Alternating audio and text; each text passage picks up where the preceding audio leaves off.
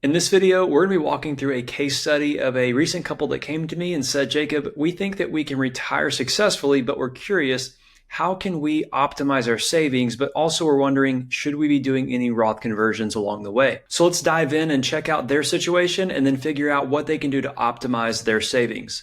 So right here, we can see we've got Jack and Diane, and Jack is 60. Diane is also 60. And here's a snapshot or blueprint of their net worth and where everything is. Now, they have just around $1 million or just over $1 million saved that's liquid. So their total net worth is around 1.6, but that does include their home that's worth around $650,000. So here on the left, you can see that Jack has a 401k that's his current employer's 401k that has about $215,000 in it. He also has a Roth IRA with 33, a traditional IRA with 312.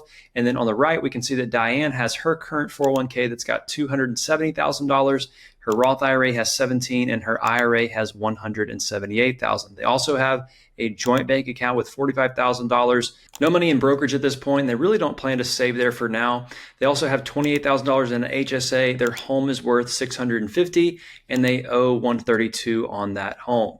So that's their current situation. That's kind of where their assets are, a total net worth of 1.6 million, but their liquid net worth is around 1.1 or just under 1.1 million. Okay, let's take a look at their goals, what they're trying to accomplish, and what retirement looks like for them. They said that they wanted to retire this year at age 60. So right now they are 60. Just in a few months, they were hoping to retire while they were still 60. So that's their goal. And in retirement, they want to spend in discretionary spending for normal expenses around $4,000 a month. Now, their mortgage, they're paying off early, so they're paying $2,000 a month, but their normal payment is around $1,000 a month.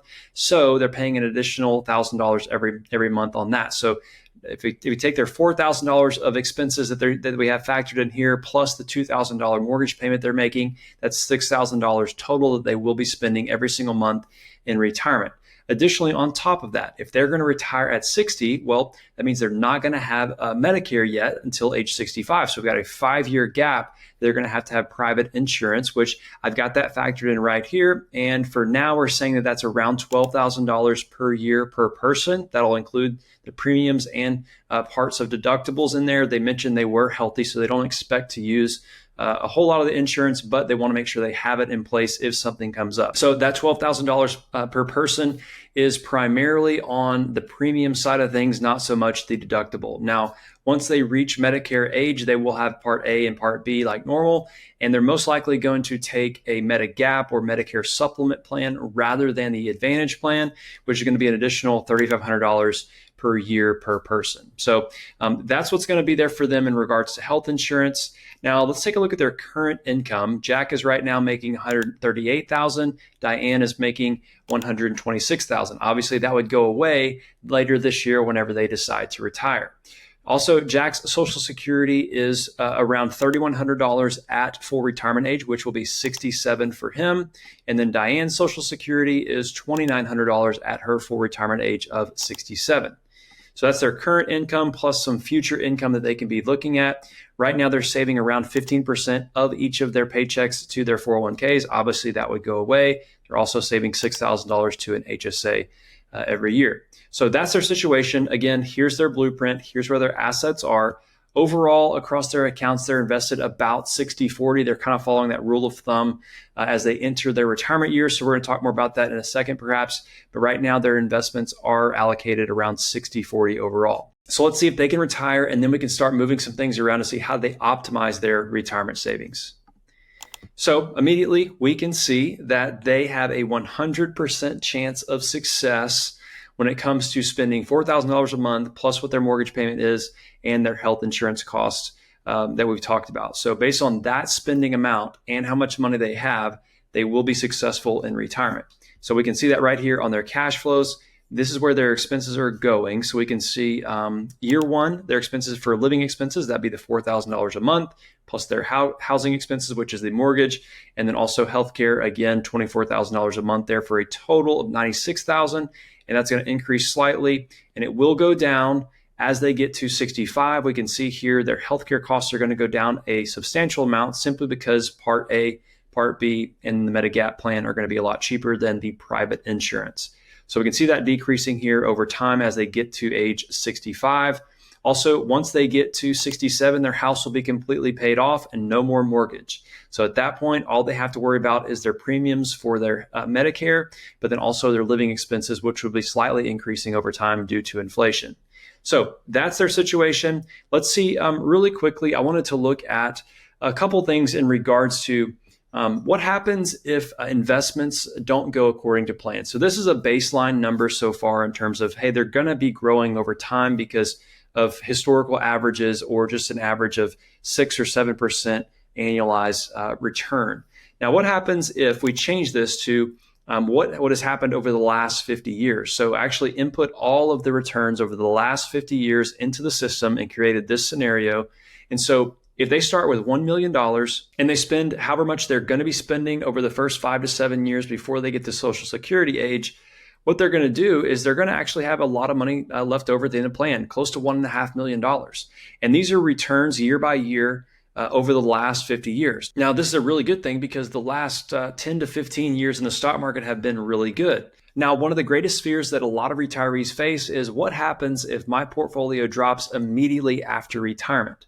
So I want to build that scenario into this as well and say, what happens if we have a bad first 2 years, meaning minus 20% and minus 20% back to back?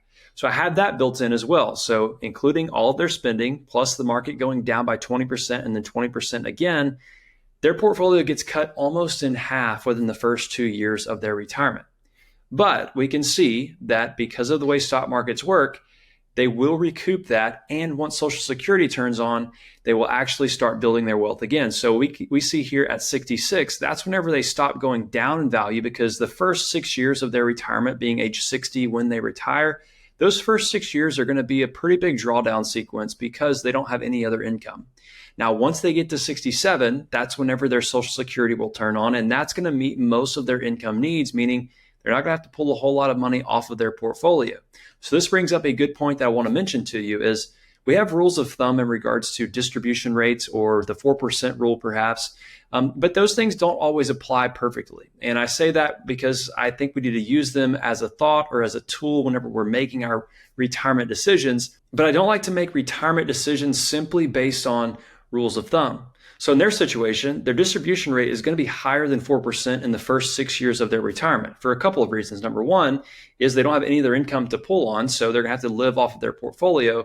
But then number two, they want to enjoy life. So they're going to use their money in their go-go years to actually go and spend and enjoy the things they want to go enjoy. Now, once their Social Security turns on, their distribution rate out of their portfolio is going to drop down to near 1% annually. Right? They don't have to spend as much money out of their portfolio. Therefore, they don't need as large of a portfolio. So the hard part about this is the emotional side, in my opinion. Whenever you see your account balances go down from north of $1 million to around $400,000 potentially in this scenario, if we had a really bad first couple of years of their retirement, that's really unnerving. We don't like that to happen. But whenever we have Social Security to pick us up at age 67, we can see here that we can allow our portfolio to start growing again and building up those assets again. So just know that rules of thumb are valuable. We can use them to our advantage or as tools in the retirement decision process, but don't make all of your decisions based on that. Because in that situation, if we said a 4% distribution rate was the only rate that we could go by, well, they wouldn't get to spend as much money early on. Yes, they might end up with more money one day or might have a better chance of success of never running out of money, but they're going to probably leave a lot on the table, meaning they didn't spend as much as they could have in their go-go years, which means they probably didn't enjoy life as much as they otherwise could have either. So just wanted to point that out, that based on different scenarios, different investment returns, you might have different outcomes, but it's important to kind of go through worst case scenarios here. So even down to what happens if we have a flat 0% return throughout their whole retirement? When do they run out of money? Well, we can see again that they're going to have a really sharp drop over the first 5 to 6 years, all the way down to $450,000. That's based on how much they're distributing every year. But once Social Security kicks in, once again, they're going to flatline in terms of their assets because they're not having to draw very much on that. Now, once the RMDs kick in later in life, they're going to start dwindling their portfolio yet again, but they're still not going to run out of money based on their spending until 89 years old. Now, when that happens, just know that somewhere here around 70 to 85, we're probably going to cut back on spending if we have to never run out of money. So just know that these are projections. The software does not know the future. And I would say that if we ever get kind of in the danger zone, we're going to make adjustments to your spending. We're going to make adjustments to your plan to make sure that we never run out of money. So running out of money is simply just not an option if we do it well. So those are the different kind of scenarios from an investment standpoint. What would happen, good or bad, in their portfolio and their chances of success moving forward. Now, let's move back to the baseline of the last 50-year returns. You just say, whatever we've gotten over the last 50 years, we will get again. Now, that's assuming that that'll happen. Who knows what will happen, but we're just going to use that for now. Let's go down and see, can we change some things here to help them optimize their money? So the first thing that comes to my mind is, how can we spend more money? How can we spend more on a monthly basis? So right now they said, hey, they need about $4,000 to meet their normal monthly expenses, whether that's groceries, gas, a few fun things here and there, nothing extravagant, but they just want to live life as they currently are, and they need $4,000 to do that. Now, what happens if we increase that to $5,000? Let's see how that changes their plan in terms of what happens overall. Well, they will end up with less money, obviously, by spending that extra $1,000 per month, but based on these investment return potentials, they're going to still have leftover money at the end of plan. Now, let's go back really quickly to our probabilities here. We can see that starting out, we had a 100% chance of success. Well, taking another $1,000 out of our portfolio and living on that every month and enjoying that money, we're decreasing the probability of success, yet we still have plenty of money potentially left over at the end of our life. And they mentioned they have 3 kids that are starting to have grandkids, and so they want to be able to go travel and visit them since they are all over the country. And so what happens if we add a travel budget to their spending? What happens if we say they're going to spend an extra $1,000 a month on top of the $5,000 a month they're spending? So that means $12,000 per year that they're going to be spending on travel expenses, whether that's flights or gas or whatever comes in on top of that. So now we can see that we've decreased that probability of success yet again, but we still have money left over potentially at the end of the plan. So we're still not in a danger zone, in my opinion. Like, we still have opportunity here. And here's the thing to know is the system right now thinks that we're going to spend that much money on travel until age 75. I've got it set to 75. So from now until 75, that's kind of the age that we're doing that. So 15 years. Obviously, if we need to change that before then because things are not going in our favor, we could. But for now, it's for 15 years. Also, at any given point, we could pull back on those retirement monthly expenses down from $5,000 back down to $4,000 if we ever got into a tough spot. Now, to help combat some of the decrease here on the percentage of success, what can we do? Well, my thought is what happens if we increase the aggressiveness of their portfolio? So let's see here really quickly. Right now, remember, it is 60-40 kind of across the board. That's their average allocation across the board. What happens if we increase that from 60-40 to 70-30? So now you can see that actually helps us out by taking a little bit more risk. Because what happens is if we take minimal risk, what we're going to do is we're going to be closer to that 0% return number over time rather than closer to a 10% number. So whenever we have more risk in the portfolio, assuming that we have most of our income needs met by fixed income, which we would have at 67, that means we can't afford to take more risk. Therefore, we will have greater amounts of money to work with in the future. Obviously, you have more volatility, but the potential return is much greater, so you could have more money. So to offset some of these additional spendings that they're going to be doing every month, maybe we can think about doing an additional 10% towards stocks, which would increase our chance of success, but also our net worth at the end of life. Now, one final factor here that I want to look at is right now the system is saying that we're going to be spending more every single month or every single year based on inflation. So if we check out cash flows really quickly, you can see that our expenses are just simply increasing over time. Now, for the first few years, remember, we've got a mortgage, we've got our higher healthcare costs built into this number. So if we go from 67 on, we can see every year it's just increasing at this 3 to 3.5% rate. Our expenses are going up by that amount. Now, is that realistic? If you ask anyone that's in retirement, most of the time they say, Jake, I'm spending way less than I ever thought I would have to, and I'm not increasing my spending every single month. So what happens there is we project that we're going to be spending more based on inflation, but that's not reality based on what retirees really go through. Typically, retirees spend more at the early stages of retirement whenever they're in their go-go years. less later on, and perhaps more on the back end with healthcare costs. So that's called the retirement spending smile. So instead of a just ever increasing expense number, what we can do is we can adjust that and say, let's give a more realistic spending approach that retirees typically go through. So instead of just doing it by inflation or inflation adjusted, we can do it based on the retirement spending smile, and that might give us a more realistic approach to retirement spending. And what you can see is that gives us a better chance of success because the system is now saying, based on a realistic retirement spending approach, we can see that we're going to increase our probability of success and we're probably going to have more money at the end of life. So by making a couple of changes here, increasing their aggressiveness within their portfolio, but not over the top, making sure that we're covered from a what happens if bad things happen in the market standpoint, also adjusting our spending approach to be a more realistic retirement spending by using the retirement spending smile. And then we can also increase our spending from $4,000 a month to $5,000 and then add another $1,000 on top of that allocated towards travel expenses.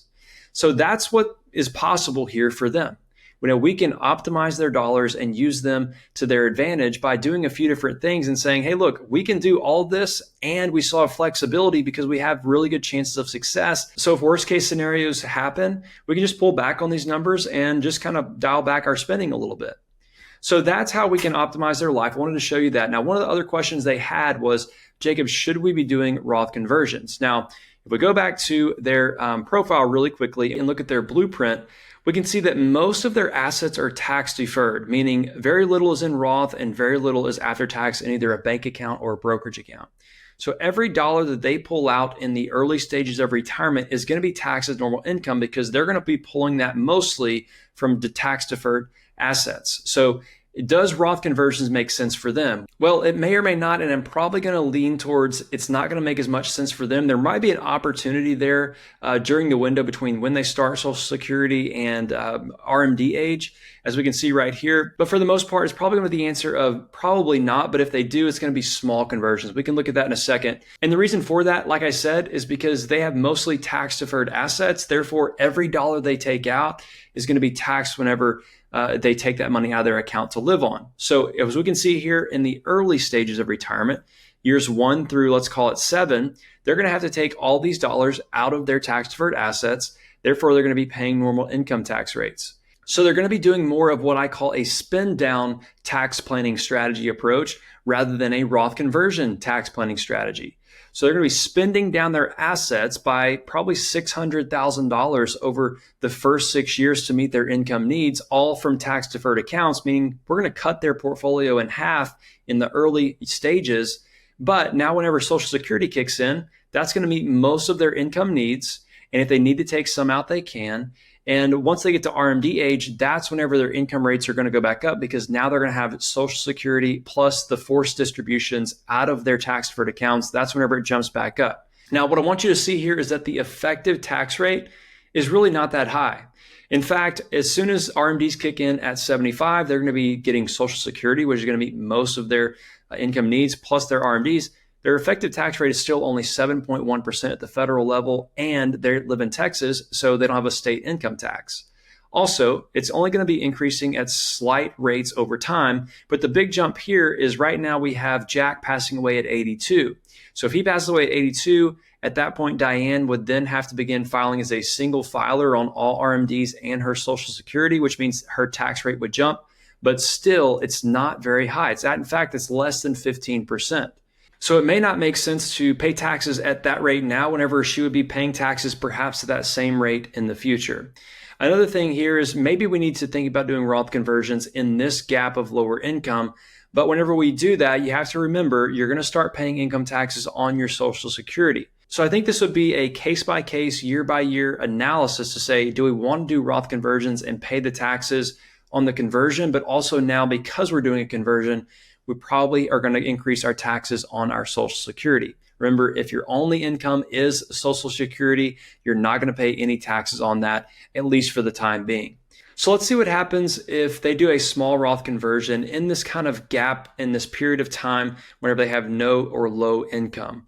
So let's see here. Let's do this. Let's bump it to the 10% bracket. And it says that we'll have more money at the end of plan in a tax adjusted manner if we fill up that green area right there in these few years while we're taking Social Security, and we can do some small conversions. Now, that might be optimal for them, or something else we could do is we could say, hey, we're just going to take that same amount of money out and we're going to go enjoy it, or we're going to live on it. We're going to go do the things we want to do if we're still healthy to do it. So you could do either a conversion, or you could just spend that money in lieu of a conversion. Depends on what you want to accomplish or what the situation looks like at the time. So Roth conversions could be in their future. I'm not ready to say that yes, you need to do Roth conversions yet in this situation, because the early years are you're doing a spend down approach rather than doing a Roth conversion approach. They're going to dwindle their portfolio far enough down to where the RMDs aren't going to be huge, and it's not going to be a huge tax burden for them moving forward. So by running through this analysis with them, they were able to see that they can increase their spending so they could go and enjoy and live more, but they can also increase the aggressiveness of their portfolio to help them do that.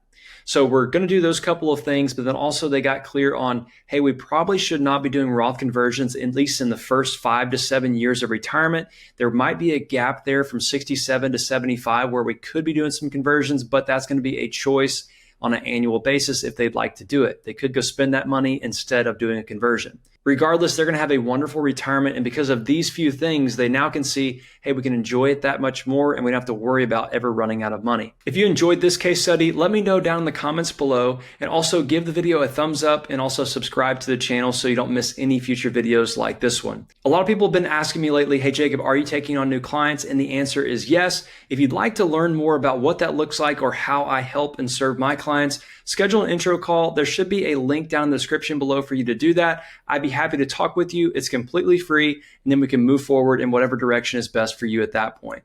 Thank you so much for tuning in. We will see you next time.